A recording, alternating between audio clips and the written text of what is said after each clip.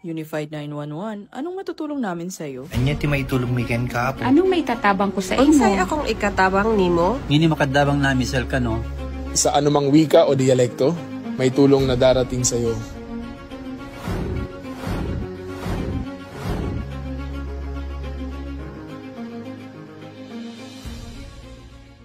Lilingkod sa bawat Pilipino at magbibigay ng tamang impormasyon para sa tahimik at maayos na Pilipinas. Police News Network, alagad ng batas, tagapagtaguyod ng balitang pulis, sandigan ng mamamayan, patnubay ng katotohanan. Na Kampo Krame, maghahatid ng pinakahuling kaganapan at nagbabagang balita. Ito ang PNN Police News Network. At ngayon, ang inyong mga tagapagbalita. Magandang araw, bagong Pilipinas. Ako ang inyong alagad ng batas, tagataguyod ng Balitang Pulis, Patrolman Julius Sam Acad. Maghatid sa inyo ng tamang balita, kwento ng pulis at serbisyo para sa mamamayan, at ito ang PNP News Online. Ang pangunahing balita ng Police News Network, alagad ng batas, tagataguyod ng Balitang Pulis.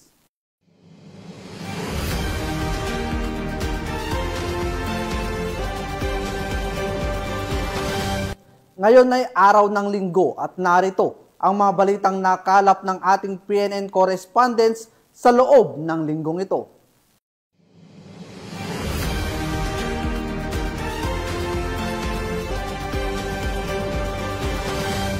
Arestado ng pinagsanib na pwersa ng Philippine National Police at Philippine Drug Enforcement Agency ang dalawang drug personality na umano'y aktibong tulak ng droga sa sinagawang bypass operation sa Malay-Balay City, Bukidnon. Patrolwoman Reyna Celestine Sendrijas sa balita. Uy, duha.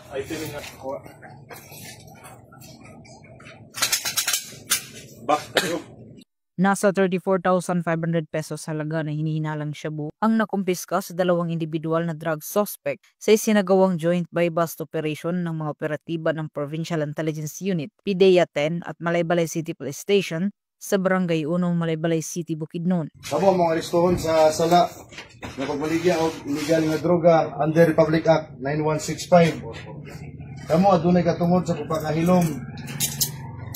Kamo adunay katungod sa pagkuha sa inyong kagalihong abogado. Karan yung istorya, may inyong pabor o bato kaninyo sa tanang hukuman sa Pilipinas. Kinilala ni Police Lieutenant Colonel Jopet Paglinawan, hepe ng Malay-Balay City Police Station, ang mga suspect na sina alias Janjan, 20 anyos, at alias Raprap, 22 anyos, mga lalaki at residente ng nasabing lugar. Bandang alas 4:46 ng hapon ng ikasaang operasyon ng mga operatiba na nagresulta sa pagkakaresto sa dalawang suspect at pagkakakumpiska ng mga pakete ng hinihinalang shabu na may street value na 34,500 pesos at isang 500 peso bill na ginamit bilang buy-bust money.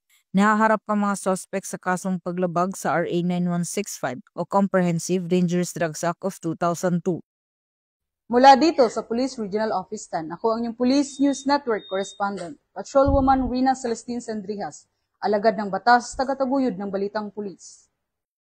Maraming salamat, Patrolwoman Sendrijas. Bumagsak sa kamay ng mga otoridad ang dalawang individual matapos silang mahuli sa isang buy-bust operation na isinagawa ng mga otoridad sa Aurora, Zamboanga del Sur. Nakibalita dyan si Patrolwoman Joanna Marie Soriano. Isang 17 anyos na babae at isang 21 anyos na lalaki ang naaresto sa ikinasang anti-illegal drug buy-bust operation ng mga tauhan ng MPS, katuwang ang Zamboanga del Sur Drug Enforcement Unit at sa koordinasyon ng PIDEA 9 bandang mag-aalas 6 ng umaga nitong Oktubre 7 taong kasalukuyan sa Purok Lumboy, Barangay Rumarate, Aurora, Zamboanga del Sur. Ayon sa ulat ng pulisya, isang sales lady at grade 9 student, habang ang lalaki naman ay walang trabaho at college level. Ang dalawa ay parehong residente ng Purok San Francisco, Barangay Campo 1, Aurora. Sa operasyon, nasamsam mula sa kanila ang tinatayang 5 gramo ng hinihinalang shabu na may standard drug price na higit kubo lang 34,000. Nakuha rin sa lugar ang mga sumusunod na ebidensya. Isang malaking sachet at isang medium sachet na hinihinalang shabu. Isang 1,000 peso bill na ginagamit bilang buy-bus money. 9 na piraso ng 1,000 budel money. 2 cellphone. Isang blue bag Kawasaki Badja motorcycle na walang plaka. Ang nakumpiskang droga ay dinala sa Zamboanga del Sur Forensic Unit sa Camp Abilon, Pagadian City para sa pagsusuri, habang ang mga naarestong sospek ay nasa kustodiya ng Aurora MPS para sa karampatang disposisyon. Patuloy na pinag-iigting ng kapulisan ang kampanya kontra iligal na droga upang mapanatili ang katahimikan at kaligtasan sa komunidad. Mula dito, Zamboanga Peninsula, nagbabalita, ako ang inyong PNN correspondent, Patrolwoman Joanna Marisoriano, alagad ng batas, taga-taguyod ng Balitang Pulis. Maraming salamat, Patrolwoman Soriano. Nasamsamang mahigit 60,000 piso halaga ng shabu mula sa isang individual sa sinagawang buy-bus operation ng PNP sa Dato Odinsin Suwat, Maguindanao del Norte. Alamin ang detalye ng report mula kay Patrolwoman Veronica Lagi. Nasabat ang 68,000 pesos halaga ng shabu mula sa naarestong individual sa isinagawang drug buy-bus operation ng mga otoridad sa Sheriff Aguac Road, Barangay Tumantaka, Dato Odinsin Suwat, Maguindanao del Norte. Ito lamang ikadalawa ng Oktubre taong kasalukuyan. Kinilala ni Police Lieutenant Colonel Esmael A. Madin, Chief of Police ng 2 MPS, ang suspect na si alias Buds, 37 anyos na residente ng Barangay Gang Sultan, Kudarat. Matagumpay na naaresto ang suspect na mga tauhan ng Dato Odinsin Suwat MPS at Municipal Drug Enforcement Unit matapos maaktuhang ito na gumagawa ng illegal na transaksyon ng hinihinalang shabu. Nakuha mula rito ang 18 piraso ng heat seal transparent plastic sachet na naglalaman ng pinaghihinala ang shabu na may tinatayang timbang na 10 gramo at nagkakahalagang 68,000 pesos. Isang cellphone, isang driver's license, isang motorsiklong Suzuki Rider, 500 peso bill at budel money. Ang suspect at mga nakumpiskang ebidensya ay nasa kustodiya na ng naturang istasyon para sa dokumentasyon at posibleng mahaharap sa kasong paglabag sa Republic Act 9165 o Comprehensive Dangerous Drugs Act of 2002. Ang operasyon ay isinagawa bilang bahagi ng pinaigting na kampanya ng PNP laban sa iligal na droga, partikular sa pagtutok sa mga target na personalidad na sangkot sa mga iligal na aktibidad upang mapanatili ang isang ligtas at mapayapang Bangsamoro. Mula rito sa rehiyon ng Bangsamoro, ako ang inyong Police News Network correspondent, Patrolwoman Veronica Lagi, alagad ng batas, taga-taguyod ng Balitang Pulis. Maraming salamat, Patrolwoman Lagi. Nasawi ang isang pinuno ng Communist Terrorist Group matapos ang isang inkwentro sa pagitan ng mga operatiba ng PNP at AFP sa Lambunaw, Iloilo, habang isinasagawa ang paghahain ng warrant of arrest laban sa kanya. Narito ang report mula kay Patrolwoman Ledeline Bansagon. Bilang bahagi ng patuloy na kampanya ng Philippine National Police laban sa kriminalidad, terorismo at insurhensya, matagumpay na nagsagawa ng operasyon ng pinagsanib na pwersa ng PNP na nauwi sa inkwentro habang isinasagawa ang paghain ng warrant of arrest laban sa mga kilalang leader ng Communist Terrorist Group nito lamang 5 ng Oktubre taong kasalukuyan sa Barangay Gubaton, Lambunaw, Iloilo. Kinilala ni Police Captain Jose Winston Biadog, officer in charge ng Lambunaw MPS, ang mga suspect na sina alias Ted, 68 taong gulang, at residente ng Barangay San Juan Molo, Iloilo City, at alias Badong, residente ng Barangay Gubaton, Lambunaw, Iloilo. Ayon sa ulat ng Lambunaw Municipal Police Station, isinagawa ang operasyon ng pinagsanib na pwersa ng mga tauhan ng Regional Intelligence Division, PNP Intel Group, Regional Mobile Force Battalion 6, Lambunaw MPS, Philippine Army at iba pang kaukulang unit ng pulisya at militar. Layunin ng operasyon ay patupad ang mga warrant of arrest laban kay alias Ted para sa kasong attempted murder at double attempted murder sa ilalim ng criminal case number 221283 at 14179. Sa pagtugon ng mga kapulisan sa lugar upang ipatupad ang nasabing warrant, agad na nagpaputok ng baril ang mga suspect na nagresulta sa isang palitan ng putok. Sa ensuing encounter, napatay sina alias Ted at alias Badong. Na-recover sa pinangyarihan ng insidente ang ilang armas at mga personal na gamit ng mga suspect. Ang mga ito ay dinala sa scene of the crime operatives para sa kukulang dokumentasyon at investigasyon. Kasunod ng insidente, patuloy ang investigasyon ng mga otoridad upang matukoy ang posibleng kasamahan ng mga nasabing CTG members at iba pang koneksyon ng grupo sa mga nagaganap ng insurhensya sa lalawigan. Ang matagumpay na operasyon ay patunay ng patuloy na pagsisikap ng Philippine National Police at iba pang ahensya ng pamahalaan sa pagpapatupad ng batas at pagpapanatili ng kapayapaan at kaayusan sa komunidad bilang bahagi ng kampanya nito laban sa kriminalidad, terorismo at insurhensya upang tiyakin ang kapayapaan at kaayusan sa rehiyon. Mula dito sa Police Regional Office 6, ako ang inyong Police News Network Correspondent, Patrolwoman Letilin Bansagon, alagad ng batas, tagataguyod ng Balitang Pulis. Maraming salamat, Patrolwoman Bansagon.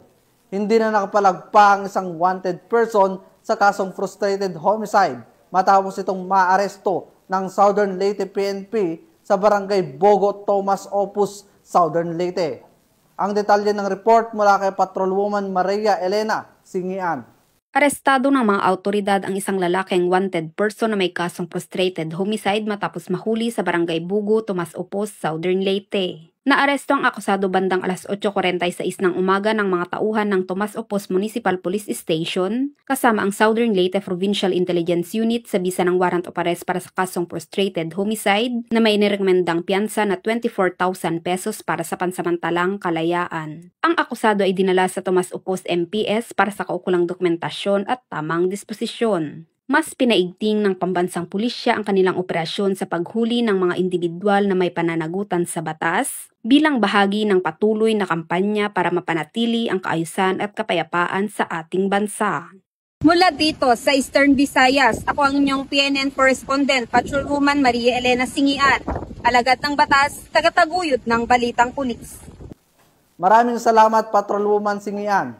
4 na individual ang naaresto habang tinatayang 5.4 milyong pisong halaga ng hininalang shabu ang nasamsam sa isinagawang bypass operation ng may operatiba ng Police Regional Office 5 sa bayan ng Pili, Camarines Sur. Yan ang tinutukan ni Patrolwoman Vanessa Sol. Sa walang humpay na anti-illegal drugs campaign ng Police Regional Office 5 ay nakakuha ng panibagong malaking tagumpay matapos arestoy ng 4 na high-value individual at mahigit 5 milyong halaga ng hinihinalang shabu ang nakumpiska sa isang buy-bust operation na isinagawa sa Barangay New San Roque, Pili, Camarines Sur. Ang operasyon na inilunsad bandang alas 5 ng hapon nito lamang Oktubre 6 taong kasalukuyan ay resulta ng maingat na surveillance at intelligence coordination ng Regional Police Drug Enforcement Unit 5 kasama ang Provincial Intelligence Unit, Pili Municipal Police Station at PIDEA Regional Office 5. Matagumpay na naaresto ng mga alagad ng batas ang 4 na sospek na kinilala sa kanilang mga alias na sina Ann, Lito, Kitty at Daniel, pawang nasa tamang edad at residente ng Dalipuga, Iligan City. Nahuli ang mga sospek na aktong nagbebenta ng illegal na droga sa isang undercover na operatiba. Nakumpiska sa mga sospek ang 800 gramo ng hinihinalang shabu na nagkakahalaga ng 5 milyong piso, kasama ang iba pang drug paraphernalia at mga ebidensya. Dinala sa Pili Municipal Police Station ang mga naarestong individual at ang mga nasamsam na ebidensya para sa dokumentasyon at tamang disposisyon. Inihahanda na ngayon ang mga kaukulang kaso ng paglabag sa Republic Act 9165 o Comprehensive Dangerous Drugs Act of 2002. Mula dito sa Legazpi City, Albay, ako ang inyong PNN Correspondent, Patrolwoman Vanessa Sol, alagad ng batas, tagataguyod ng Balitang Pulis. Maraming salamat, Patrolwoman Sol. Arestado ang isang 21 anyos na babae sa isinagawang entrapment operation ng Regional Anti-Cybercrime Unit 9 dahil sa pananakot at ipakakalat ang masiselang larawan at video ng kanyang biktima sa social media. Ang buong report mula kay Patrolwoman Mary Grace Artizuela. Patong-patong na kaso ang kinakaharap ng babaeng ito matapos siyang ireklamo dahil sa pananakot at pangingikil gamit ang mga masiselang larawan at video ng biktima. Nakipagkasundo ang suspect sa biktima na makipagkita sa Barangay San Jose, Gozo, Zamboanga City na naging daan upang isagawa ng mga tauhan ng Regional Anti-Cybercrime Unit 9 katuwang ang Zamboanga City Police Station 11. Ang isang entrapment operation na nagresulta sa pagkakaaresto sa isang 21 anyos na babae na kinilala sa alias na Darcy. Nahaharap ngayon ng suspect sa mga kasong grave coercion, photo and video voyeurism at robbery with violence against or intimidation of persons. Mula dito sa Campo Crame, ako ang inyong PNN correspondent, Patrolwoman Mary Grace Artizuela, nagbabalita para sa Police News Network, alagad ng batas, tagataguyod ng balitang pulis. Maraming salamat, Patrolwoman Artizuela. Lalaking may patong-patong na kaso na tinaguri ang top 1 municipal most wanted person arestado sa operasyon ng miyembro ng Alcala Municipal Police Station. Police Staff Sergeant John Del Supremo, ibalita mo. Naaresto ng mga operatiba ng pulisya ang isang top 8 regional most wanted person na kasalukuyang nanunungkulan bilang SK Chairman sa Batac City, Ilocos Norte nito lamang ika-6 ng Oktubre taong kasalukuyan. Inilala ang akusado na si alias Janjan, 24 anyos, binata at residente ng Barangay Camguidan, Batac City, Ilocos Norte. Bandang alas 9:32 ng umaga, isinagawa ng mga tauhan ng Batac City Police Station ang operasyon alinsunod sa warrant of arrest na nilagdaan ni Honorable Felix G. Salvador, Presiding Judge, Regional Trial Court, Branch 17, 1st Judicial Region, Batac City, na nagresulta sa pagkakaaresto ng nasabing individual kaugnay sa kasong sexual assault na may piyansang nagkakahalaga ng 200,000 piso at rape na walang kaukulang piyansa. Matapos ang pagkakaaresto, dinala si alias Janjan sa City Health Office para sa kinakailangang medical examination bago siya ihatid sa istasyon ng pulisya para sa dokumentasyon at kaukulang disposisyon. Samantala, pinuri naman ni Police Brigadier General Dindo R. Reyes, Regional Director ng Police Regional Office 1, ang mabilis na aksyon ng Batac City Police Station at iginiit ang patuloy na pagtupad ng kapulisan sa kanilang tungkulin. Ayon sa kanya, ang tagumpay ng operasyon ay patunay ng paninindigan ng PNP na walang sinuman ang higit sa batas at na ang sinumang lumabag ay pananagutin, anuman ang estado sa lipunan.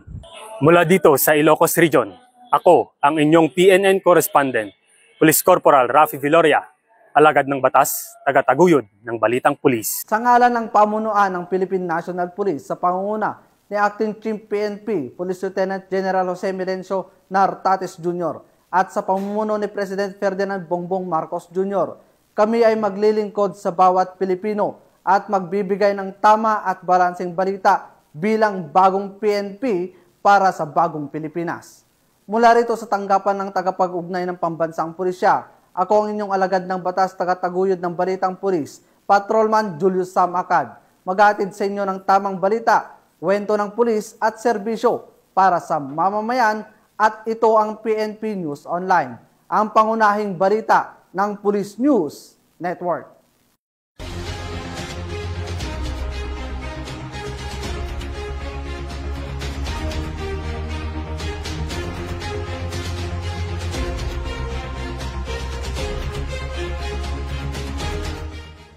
Police News Network, alagad ng batas, tagapagtaguyod ng balitang pulis.